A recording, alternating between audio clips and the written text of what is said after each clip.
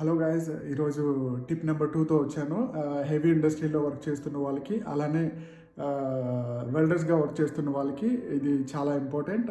ఈరోజు tip number 2లో banana 1 నుంచి 2 కన్జ్యూమ్ చేయడం వల్ల మనకి చాలా హెల్త్ బెనిఫిట్స్ ఉన్నాయి. చాలా మనకి హెల్త్ అనేది మెరుగుపడుతుంది. ప్రతిరోజు 1 నుంచి 2 బనానాస్ తినడం వల్ల డెఫినెట్గా ట్రై చేయండి.